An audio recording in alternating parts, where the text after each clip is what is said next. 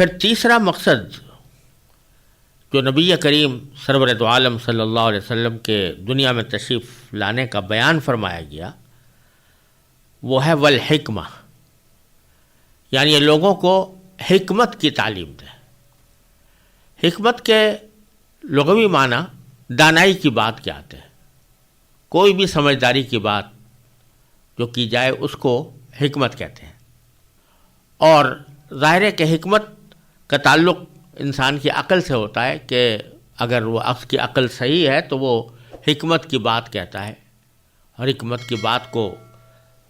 پسند بھی کرتا ہے۔ اللہ تبارک و تعالیٰ نے نبی کریم سرور دو عالم صلی اللہ علیہ وسلم کو دنیا میں جو بھیجا اس کے مقاصد بیان کرتے ہوئے فرمایا کہ جس طرح آپ اللہ تبارک و تعالیٰ کی کتاب کی تعلیم دیں گے اسی طرح لوگوں کو حکمت کی بھی تعلیم دیں گے، یعنی دانائی کی باتوں کی۔ یہ بڑا اہم معاملہ ہے جس پر ہمیں غور کرنے کی ضرورت ہے کہ حکمت کی بات سکھانے اور اس کی تعلیم دینے کے لیے نبی کریم سرور دو عالم صلی اللہ علیہ وسلم کا خاص طور پر حوالہ کیوں دیا گیا؟ یوں تو عقل ہر انسان کے پاس موجود ہے اور اس عقل کے ذریعے وہ بہت سے حکمت کی باتیں خود بھی معلوم کر سکتا ہے، لیکن خاص طور پر نبی کریم صلی اللہ علیہ وسلم کے مقاصد بعثت میں اور دنیا میں تشریف لانے کے مقاصد میں، آپ کے فرائض منصبی میں یہ بات بیان فرمائی گئی کہ وہ لوگوں کو حکمت کی تعلیم دیں۔ اس کی وجہ یہ ہے کہ یوں تو عقل اللہ تبارک و تعالیٰ نے ہر انسان کو دی ہے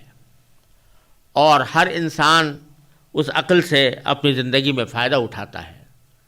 لیکن جیسا کہ میں نے اس تفسیر کی بالکل ابتدا میں مقدمے کے اندر یہ بات عرض کی تھی کہ انسان کی جو عقل ہے وہ بڑی کارآمد چیز ہے، اس سے بڑے فوائد حاصل ہوتے ہیں،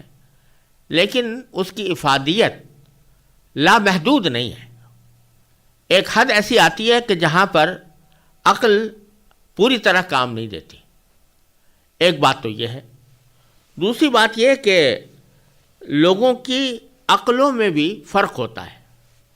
یعنی عقل کے ذریعے اگر کوئی آدمی ایک نظریہ قائم کرے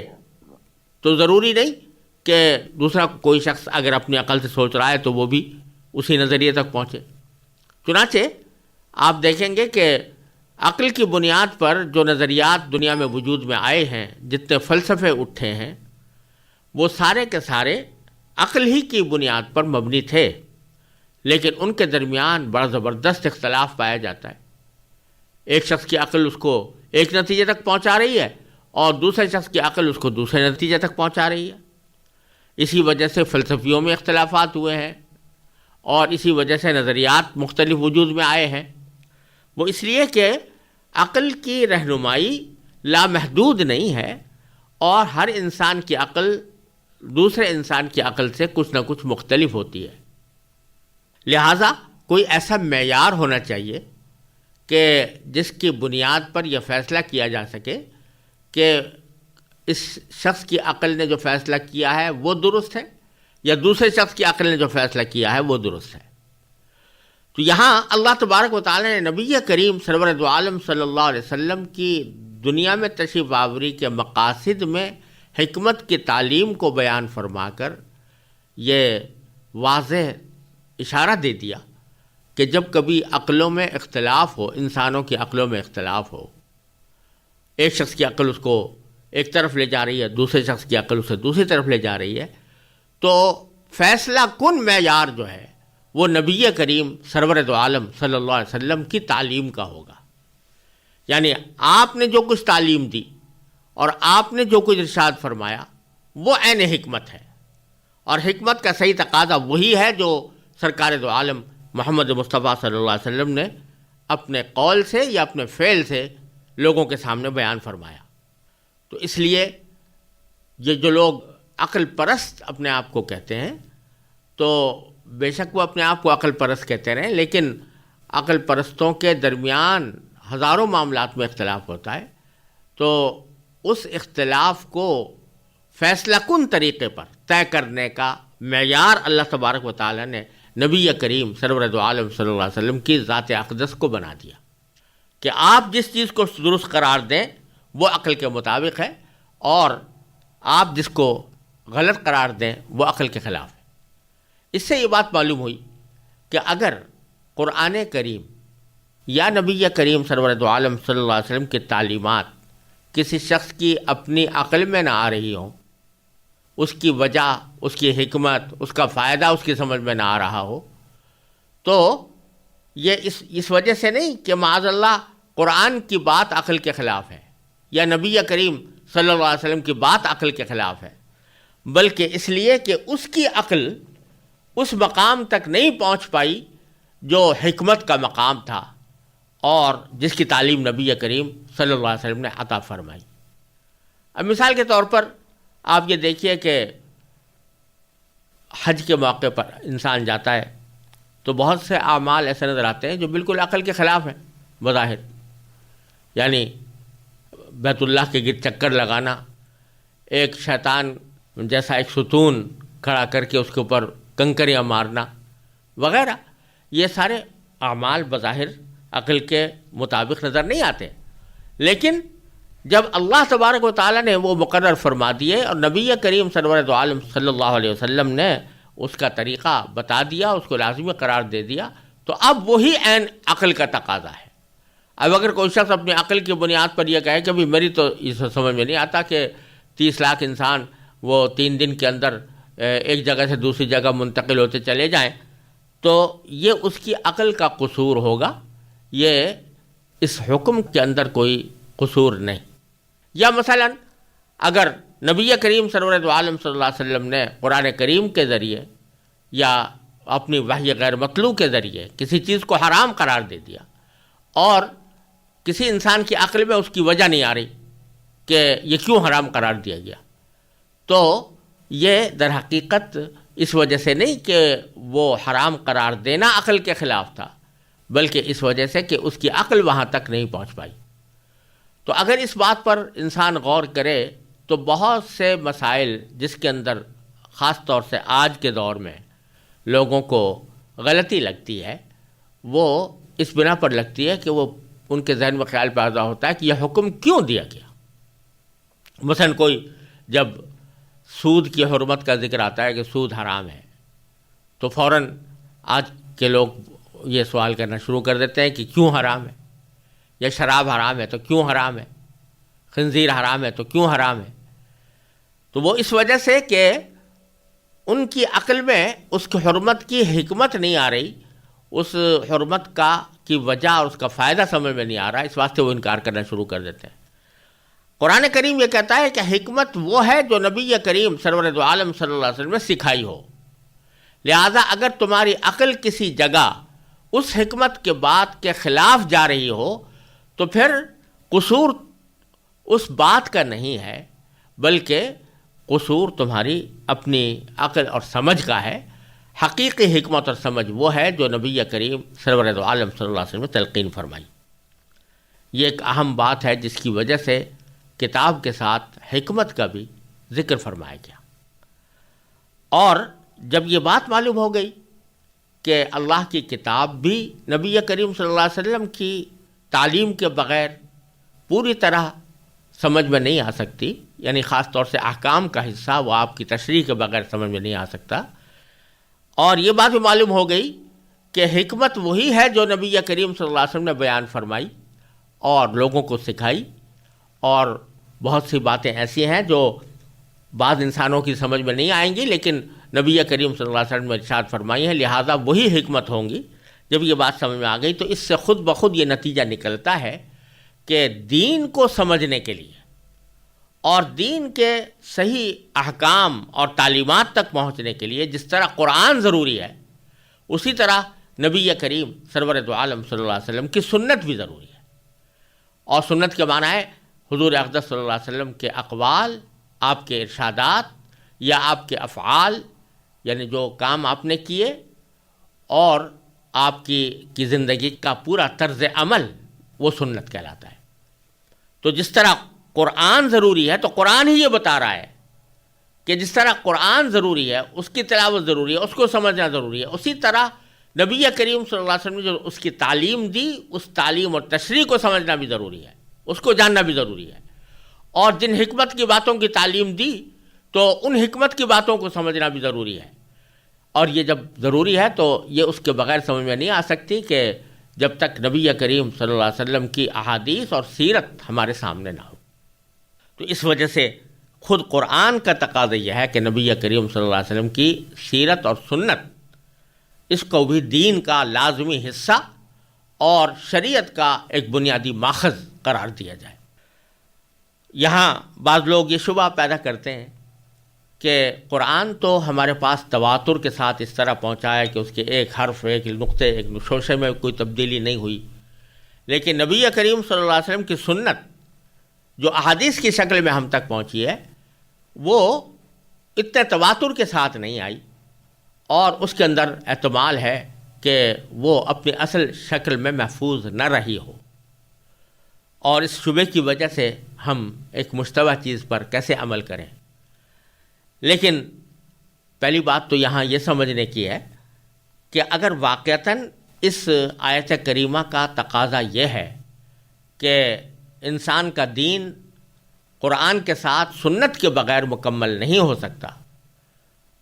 اور دوسری طرف اللہ تبارک و تعالیٰ نے ایک طرف تو نبی کریم صلی اللہ علیہ وسلم کی سنت کو ایک لازمی حصہ دین کا قرار دے دیا، اور دوسری طرف اس سنت کو محفوظ رکھنے کا کوئی انتظام نہیں فرمایا، تو یہ تو اللہ تبارک و تعالیٰ کی حکمت بالغہ اور قدرت بالغہ کے اوپر اعتراض ہوگا کہ ایک طرف آپ یہ فرما رہے ہیں کہ ہم نے حضور کو اس لیے بھیجا تاکہ قرآن سکھائیں اور حکمت سکھائیں، اور یہ قرآن اور حکمت کی ضرورت صرف صحابہ کرامی کو نہیں تھی، قیامت تک آنے والے تمام انسانوں کو تھی۔ آپ کی تعلیم کے لیے، انسانوں کی تعلیم کے لیے آپ کو بھیجا گیا، اور پھر جو تعلیم آپ نے دی اور جو حکمت آپ نے سکھائی اس کو محفوظ رکھنے کا اللہ تعالیٰ نے کوئی انتظام نہیں کیا، تو یہ تکلیف مالا یطاق لازم آتی ہے جو اللہ تعالیٰ کی قدرت کاملہ اور حکمت بالغہ سے ممکن نہیں ہے۔ لہٰذا خود اسی سے پتہ چل رہا ہے کہ ضرور نبی کریم صلی اللہ علیہ وسلم کی سنت کو محفوظ رکھنے کا اللہ تبارک و تعالیٰ نے انتظام فرمایا ہوگا، اور پھر وہ انتظام حقیقت میں اگر واقعے کے اندر دیکھا جائے تو وہ واقعتاً ایسا انتظام ہے کہ دنیا کی کسی بھی ملت، کسی بھی مذہب میں اپنے پیغمبر کے ارشادات اور آپ کی سیرت کو محفوظ رکھنے کا ایسا اہتمام کبھی نہیں ہوا جتنا اس امت محمدیہ اللہ صاحب الصلاۃ والسلام کے علماء نے کیا۔ اس کی ایک بہت لمبی چوڑی تفصیل ہے جو یہاں مختصر الفاظ میں بیان نہیں کی جا سکتی۔ یہ پورا علم ہے، علم حدیث، علم اسماء الرجال، علم جرح و تعدیل، احادیث کو چھان پھٹک کرنے کا، اس کو تنقید کی چھلنیوں میں چھان کر اس میں سے دودھ کا دودھ اور پانی کا پانی الگ کر دینا، یہ محدثین کا بہت بڑا عظیم کارنامہ ہے جو اللہ تبارک و تعالیٰ نے ان سے لیا۔ اسی لیے لیا تاکہ قیامت تک آنے والے انسانوں کے لیے جس طرح قرآن محفوظ رہے، اس طرح نبی کریم صلی اللہ علیہ وسلم کی سنت بھی محفوظ رہ کر ان تک پہنچے اور وہ اس سے رہنمائی حاصل کریں۔ پھر آخری اور چوتھا مقصد بیان یہ فرمایا گیا کہ نبی کریم صلی اللہ علیہ وسلم کو اس لیے بھیجا جائے کہ یزکیہم، وہ ان کو پاک صاف بنائیں۔ یزکی یہ فعل ہے اور اس کا مصدر ہے تزکیہ، اور عربی زبان میں تزکیہ کے معنی ہوتے ہیں کسی بھی چیز کو پاک صاف کر دینا، کسی چیز پر کوئی میل لگ گیا ہے تو اس کو ہٹا دینا، کوئی چیز ناپاک ہو گئی ہے تو اس کو دھو کر پاک کر لینا، اس کو تزکیہ کہتے ہیں۔ یہاں قرآن کریم نے اس تزکیے کو نبی کریم سرور عالم صلی اللہ علیہ وسلم کی دنیا میں تشریف آوری کا آخری مقصد قرار دیا۔ یہاں دیکھنے کی بات یہ ہے کہ پہلے تین مقاصد جو بیان کیے گئے ہیں بظاہر تو وہ انسان کی تعلیم کے لیے کافی ہونے چاہیے، یعنی حضور نے تلاوت بھی کر دی، تلاوت کا طریقہ بھی سکھا دیا، کتاب یعنی قرآن کے معانی کی تعلیم بھی دے دی، اور اس سے جو احکام نکل رہے ہیں ان کی وضاحت بھی فرما دی، اور حکمت بھی سکھا دی کہ کون سی بات حکمت کی ہے. یہ سارے کام ہو گئے تو بظاہر تعلیم تو مکمل ہو گئی. اب چوتھی چیز کی کیا ضرورت ہے؟ یہ جو فرمایا گیا کہ ان کو پاک صاف کریں، تو یہ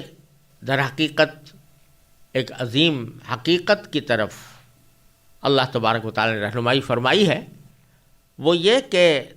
یہ تزکیے سے مراد ہے عملی تربیت. ایک تو کسی چیز کا علم حاصل ہو جانا ہوتا ہے اور ایک اس کی عملی تربیت ہوتی ہے. ایک شخص نے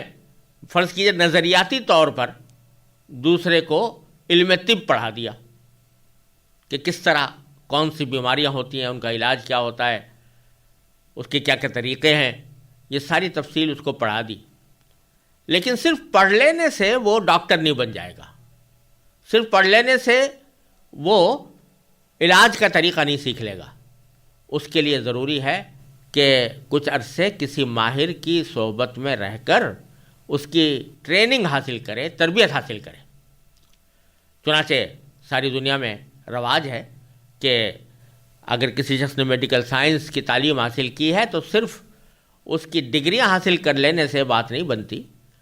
جب تک کہ کچھ عرصے کسی ماہر ڈاکٹر کے ساتھ رہ کر عملی تربیت اس نے حاصل نہ کی ہو. اور یہ صرف کسی ایک علم و فن کے ساتھ خاص نہیں ہے، دنیا کے ہر کام میں یہ ہوتا ہے. یہاں تک کہ کھانا پکانے کی کتابیں لوگوں نے لکھ کر چھاپ رکھی ہیں کہ کون سا کھانا کس طرح پکایا جاتا ہے.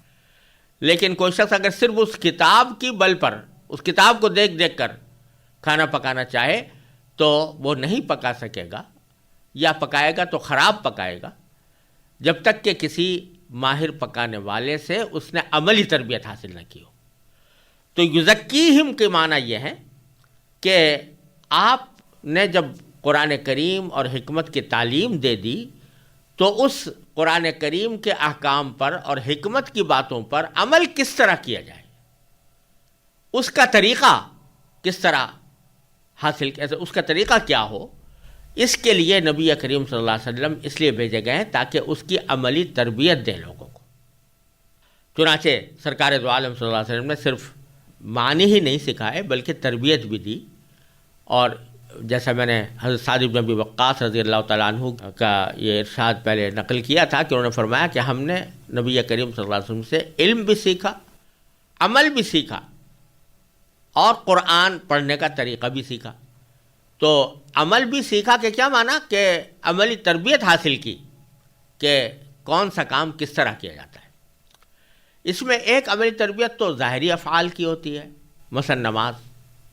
کہ نماز کس طرح پڑھی جائے. تو سرکار دو عالم صلی اللہ علیہ وسلم نے نماز پڑھ کے دکھائی اور فرمایا صلو کما رأیتمونی اصلی،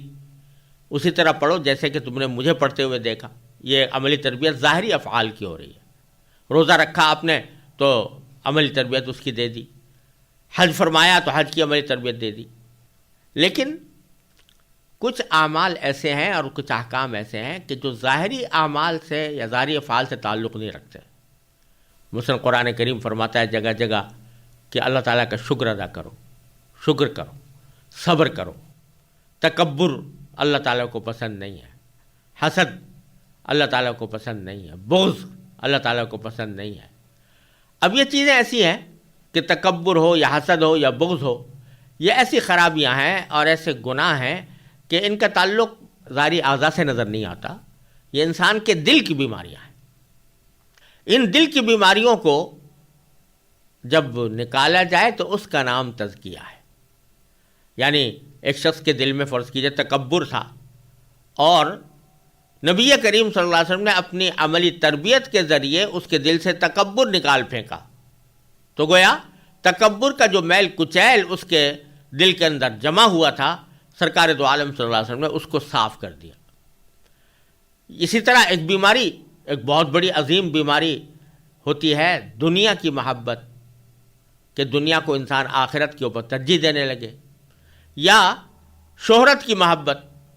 کہ میری شہرت ہو جائے، یا ریاکاری کہ میں جو کام کرے وہ نام و نمود کی خاطر کرے. تو یہ بیماریاں بھی دل کی بیماریاں ہیں، اور نبی کریم سرور دو عالم صلی اللہ علیہ وسلم نے